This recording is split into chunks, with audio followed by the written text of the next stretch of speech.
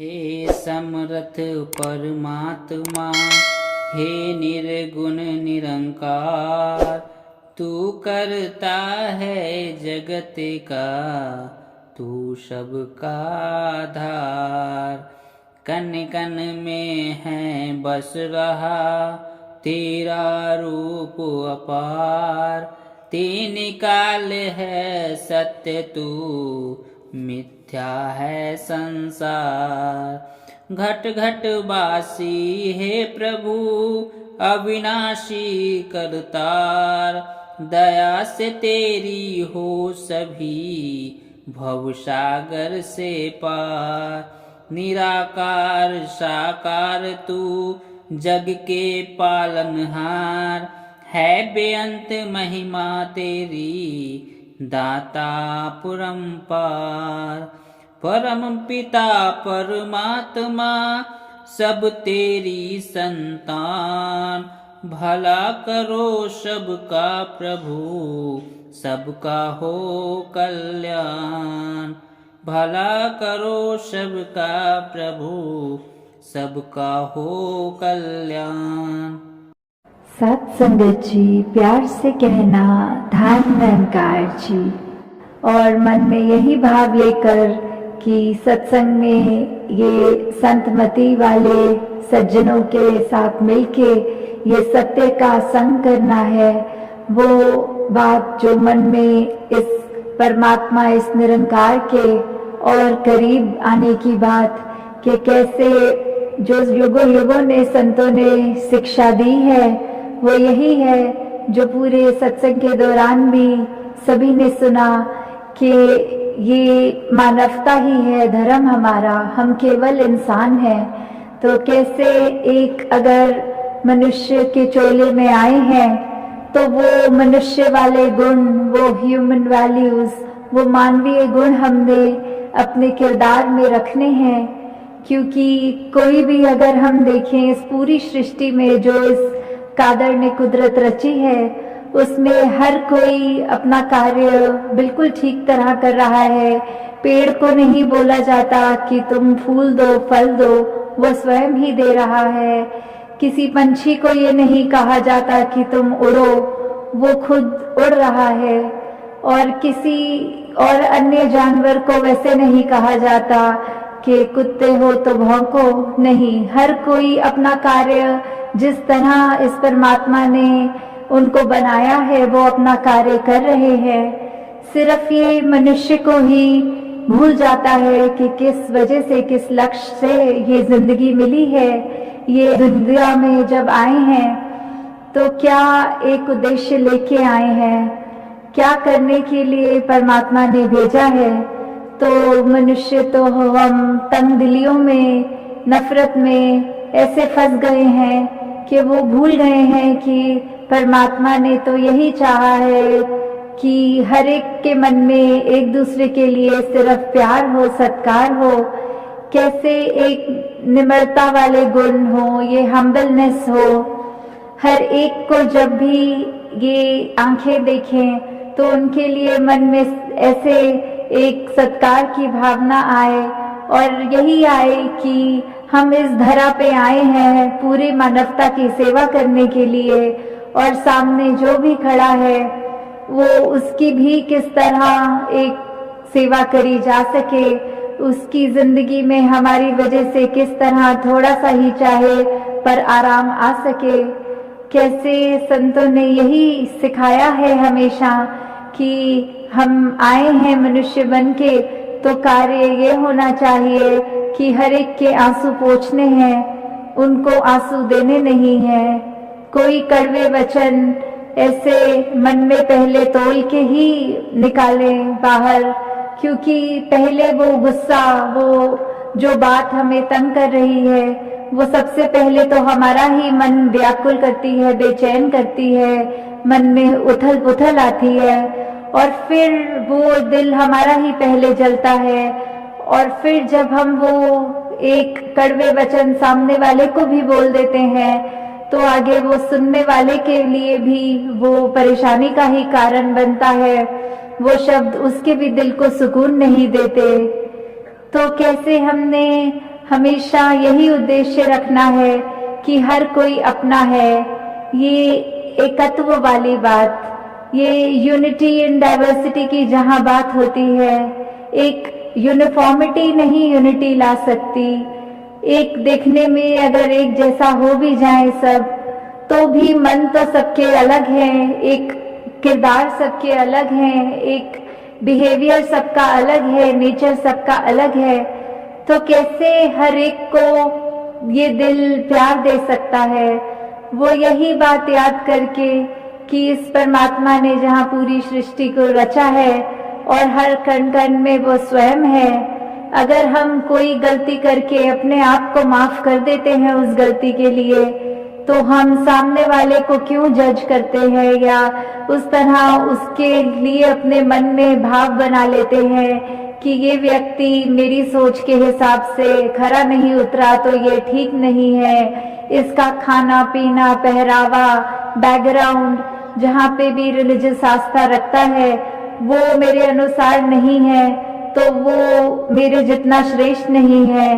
नहीं, ये भाव तो मन में आने नहीं चाहिए, क्योंकि ये जहाँ यूनिवर्सल ब्रदरहुड की बात होती है, ये वसुदैव कुटुंबकम की भावना आती है कि सारा ही विश्व एक परिवार है, हमारा है और यही परमात्मा हर एक में है। तो क्यों हमारा मन नफरतों की दीवार बनाए बैठा है? ये दुनिया को जहाँ एक वर्ल्ड विदाउट वॉर्स का सपना लेकर सृष्टि की रचना हुई है, वैसे ही हम अपने मन से भी फिर हर एक के प्रति प्यार रखें। जहाँ मनों में दीवारें हैं वो मन में दीवार तोड़ के दिल से दिल तक का पुल बनाएं,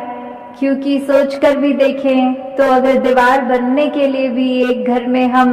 ईंट पत्थर और सीमेंट इत्यादि लगाते हैं, तो एक पुल का भी अगर निर्माण होता है उसके लिए भी यही होता है। पर दोनों के कार्य कितने अलग अलग हैं। जहाँ दीवारों ने हमको अपने ही छोटे से एक दायरे में बांध दिया होता है, वहाँ ही पुल चाहे कितना भी रास्ता दूर का हो, कैसे एक छोर से हमको दूसरे किनारे ले जाता है। तो वो चेतनता हमारी होनी चाहिए, वो सोच, वो बुद्धि कि किस तरह इस सत्य का जब संग हो जाता है, ये परमात्मा का निराकार प्रभु परमात्मा मालिक जो भी नाम से हम श्रद्धा रखते हैं, कोई गॉड कहते हैं, कोई अल्लाह, सभी नाम एक हैं। जैसे उदाहरण पे अगर हम वो कुछ भी पानी को पानी बोले, वाटर बोले, आप बोले, नीर बोले, जल बोले, कुछ भी बोले, है तो पानी और पानी को पीने से ही प्यास बुझती है। ऐसे ही हम हर एक जहाँ जिस तरह आस्था रखते हैं वहाँ अपने मन को अगर ये सोचें कि ये दर्शन किए जा सकते हैं इस परमात्मा के, हर कोई धर्म ग्रंथ में यही लिखा है, तो ये पॉसिबल है जीते जी इस मानव योनि में आने के बाद ही। तो जहाँ ये दर्शन करने के बाद ये भक्ति का मार्ग एक और पक्का और एक दृढ़ हो जाता है, फिर वो भक्ति प्रेमा भक्ति बन जाती है। कैसे एक मन में समर्पण भाव आता है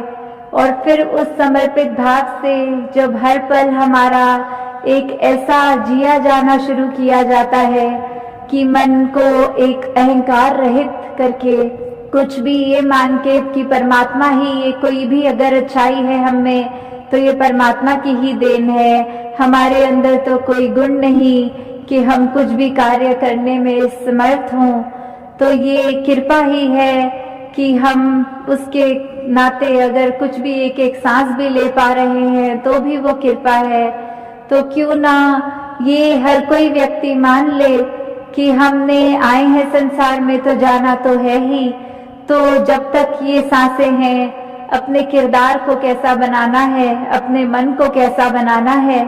तो वो डिसीजन हमारा है कि हम अपने घरों में, अपने सोसाइटी में, अपने देश में, अपनी इस दुनिया में प्यार की तरह एक दूसरे का सहयोग करके जिए या फिर आपस में मन मुटाव रखें, एक दूसरे को अपने से छोटा मान के नफरत करें। तो कोई भी अगर हम ये वेद शास्त्र उठा लेंगे बात तो वही है कि संतों ने ये सत्य का मार्ग, ये प्यार का मार्ग ही दिखाया है, हर एक को अपनाने वाली बात कही है कि कोई भी किसी भी जगह का हो, अगर अमीर गरीब, उस तरह संतों की दृष्टि में कोई भिन्नता नहीं है। अगर ये बात जरूर है कि जो है जिसके पल्ले नाम धन ओयो सच्चे शाह, कि ये अमीरी गरीबी, जहाँ शबरी का भी जिक्र आता है, वो कुटिया में रहने वाली, और वहीं मीराबाई भी, राजा जनक, ये सब जो बहुत ही उस तरह धन रूप में समर्थ थे, और वहीं ये शबरी जिसके पास मकान भी कच्चा था, पर वो क्या एक समान चीज थी जो उनको सेटिस्फैक्शन हमेशा होती थी। ये सहज अवस्था में जिंदगी वो जो अपनी निकालते थे, हर पल परमात्मा का शुक्र करते हुए, हर पल ये मानते हुए कि ये जो राम रतन धन मिला है वो ही है जो जिसने हमारी जिंदगी के रहते रहते भी ये लोक सुखी भी करना है और उसके बाद परलोक सुहेला भी करना है। कैसे फिर बस वही वस्तु है जो अनमोल है और उसी के सहारे ये पल पल जो कटता है। हालांकि पहले भी मीराबाई के पास बहुत धन था, तो भी वो सच्चा धन तभी एहसास हुआ जब ये स्पिरिचुअल एस्पेक्ट में ये उनको ये दात मिली कि कैसे अपने जीवन में अपना मुख हमेशा उजला कर लिया और फिर गली गली जाकर भी यही बात करी कि ये परमात्मा को जाना जा सकता है, और ये एक कृपा होने के बाद कैसे जीवन का हर पल फिर वाकई ही हम जहाँ दिल प्यार करेगा नफरतें हटेंगी, मन में करुणा एक इतना विशाल दिल हो जाएगा कि हर एक को एक्सेप्ट करेगा, चाहे कितना भी भिन्न सामने वाला दिखे वो हमारा है, और उसको देखते ही ऐसे लगेगा कि हम आईना देख रहे हैं, जो हमारे अंदर है वही उसके अंदर भी है। तो कैसे एक हार्मनी वाली बात अपने आप ही इस संसार में आ जाती है कि हमने इस संसार में उस तरह एक सहज अवस्था में ही बहते चलना है। कोई एक उस तरह ठहराव, एक गिरावट की बात जो आती है, वो भी उदाहरण नदी का अगर ले कि पहाड़ से पिघल के पानी कैसे नीचे की डायरेक्शन में आके ही सागर पे मिल पाता है, तो वो अगर उस पानी में अकड़ आ जाएगी, वो अगर जम जाएगा तो वो पिघल के सागर तक अपने स्रोत तक नहीं पहुंच सकता। वैसे ही हमने भी अपने आप को, मन को ऐसे विनम्र कर लेना है कि ये जिस तरह गुण हमारे अंदर हैं वो भी और बढ़ते जाएंगे और उसकी अकड़ हम में नहीं आएगी। तो हमने इस संसार के लिए वरदान बन के ही अपना पल पल जीना है। अपने जीवन को जीते हुए एक एक पल में जब ये एहसास इस निरंकार परमात्मा का आता है, तो फिर हमारे अंदर वो भाव सब जो दूसरे को नुकसान पहुंचाने के हैं या हमारे अपनी सोच जो हमारे लिए नुकसान होगी, वो फिर मन में आएंगे ही नहीं भाव। और कैसे हम सिर्फ एक पवित्र सोच रख के हर एक के लिए, हर एक का भला, ये संसार का भला करने की ये अरदास भी रहती है, और ये मानवता की सेवा के लिए ये तन मन धन ये भी लगने के लिए हमेशा एक बन के भाव जो अर्पण करने के लिए रहते हैं कि ये एक सेवा कर रहे हैं तो किसी की हेल्प नहीं कर रहे हैं। हम हैं ही कौन जो किसी की हेल्प कर सके, पर ये सिर्फ वो भाव कि एक हम समर्पित हैं इस परमात्मा के लिए और परमात्मा सभी में है, तो फिर वो सेवा भी एक पूजा अर्चना कुछ भी कहना चाहे वो उस नाम की हो जाती है, वो इतनी पवित्र हो जाती है। फिर ये मन हमेशा जहाँ किसी को जानकर हम उसके बाद ही उस व्यक्ति से प्यार करते हैं, वैसे ही परमात्मा को जानने के बाद जब उसका प्यार हो जाता है हमारा उससे, तो फिर जैसे किसी एक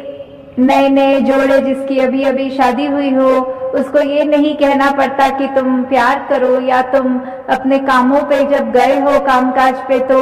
अपने पार्टनर का ख्याल करो। नहीं, जब वो जानने के बाद, प्यार होने के बाद, जब वो मन में इस तरह बस जाता है कि फिर हर पल वो ख्याल उस प्रेमी का ही रहता है मन में, तो ऐसे ही इस परमात्मा का जब इस तरह से मिलाप होने के बाद ये मन में प्यार आता है, तो फिर कभी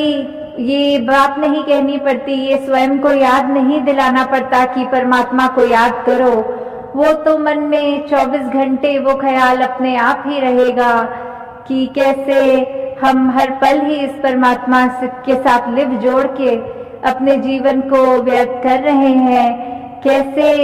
हम ये ब्रह्म ज्ञान को प्राप्त करने के बाद सच्ची भक्ति शुरू कर चुके हैं, और वो भक्ति जिसमें कोई गर्ज नहीं, जिसमें वो एकदम बेगर्ज भक्ति है कि कुछ मांगने के लिए नहीं, कुछ घंटे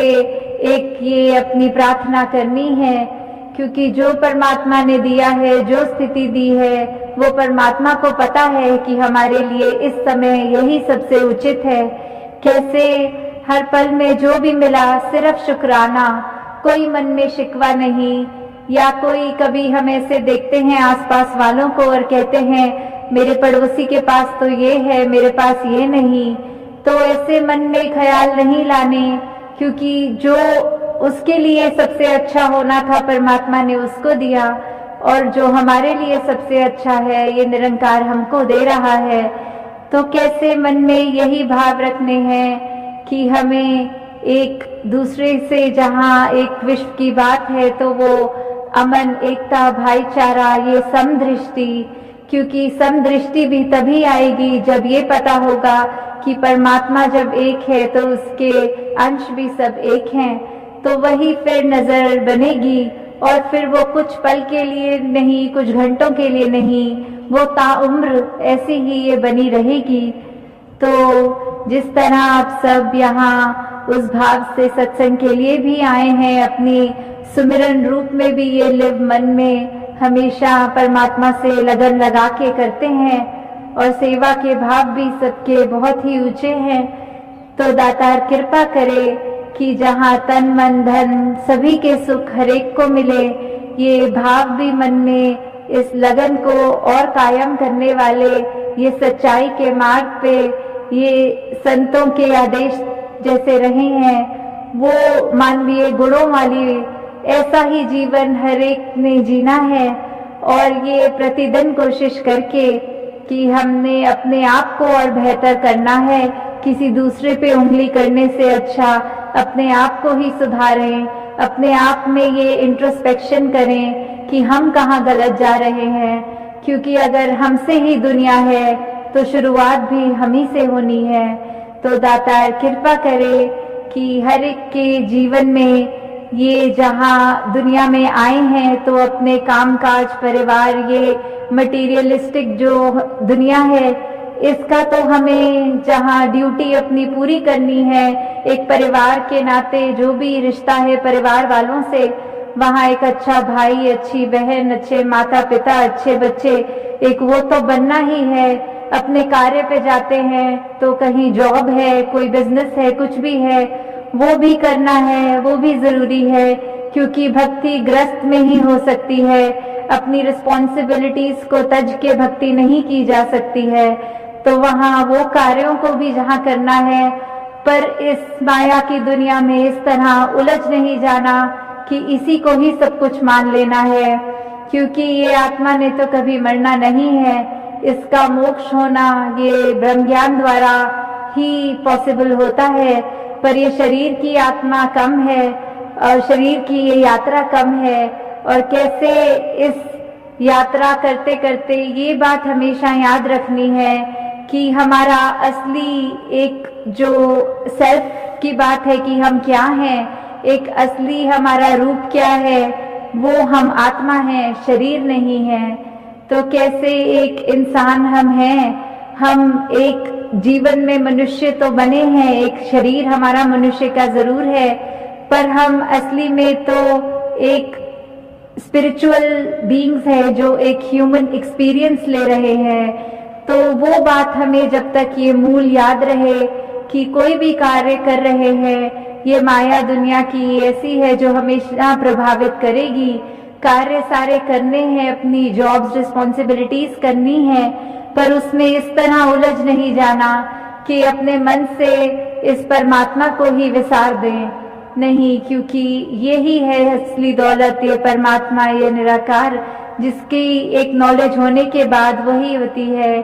कि self realisation through God realisation, कि कैसे अपने आप की भी पहचान इस परमात्मा की ही पहचान से होती है। तो दासी और शब्दों का सहारा नहीं लेगी, इन्हीं शब्दों से यही कामना करते हुए कि पूरे विश्व में जहाँ सुख शांति हो, एक हमारे मन में ठहराव हो, ये परमात्मा जितना स्थिर है हमारा मन भी उतना ही स्थिर रहे हमेशा, कोई भी हालात हों। इसका जब आसरा होता है, इस पे विश्वास होता है, तो मन में वो शांत भाव, वो स्थिरता, वो सहज अवस्था रहती है, जो हमें किसी भी सिचुएशन में फिर मन को एक झटपटाने वाली बात नहीं आती, कोई उथल पुथल नहीं होती। तो उसी स्थिर के साथ जुड़कर हम भी स्थिर हो जाएं और विश्व में यही शांति पहचानने की कोशिश करें, अपना योगदान दें। क्योंकि वो भी कहानी सभी ने सुनी है कि आग लगी हुई थी तो चिड़िया का आकार चाहे कितना भी छोटा था, वो अपने पंख भिगो के उस पानी के ऊपर उनको फड़फड़ाती थी। तो देखने वाले हंसे भी कि इसने क्या योगदान दे लेना है, पर उस चिड़िया को ये पता था कि उसका नाम आग बुझाने वालों में आएगा, आग लगाने वालों में नहीं। उससे जितना भी बन पाया उसने अपना किया। वैसे ही हमने भी जीते जी जो अच्छाइयाँ फैलानी है, शुरुआत अपने अंदर से करके शुरू करना, अपने आप को अच्छा बनाना, वहाँ से शुरू होकर पूरे संसार तक फिर अपनी कंट्रीब्यूशन जिस तरह भी दे पाए वैसे करनी है। साथ संगत जी, प्यार से कहना, धन निरंकार जी।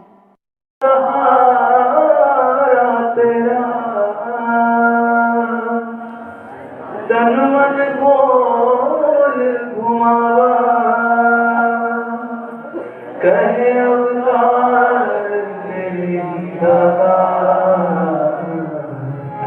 दिन राती गुण गावा, कहे अवतार तेरी दाता, दिन राती गुण गावा। एक तू ही निरंकार, एक तू ही निरंकार, तू ही निरंकार, एक तू ही निरंकार। मैं सदा बुलनहार, मैं सदा बुलनहार, तू है दाता बख्शनहार, तू है दाता बख्शनहार। तेरे अंगुना जीता, तेरे अंगुना जीता, तू ही निरंकार, तू ही निरंकार। तेरा रूप है संसार, तेरा रूप है संसार।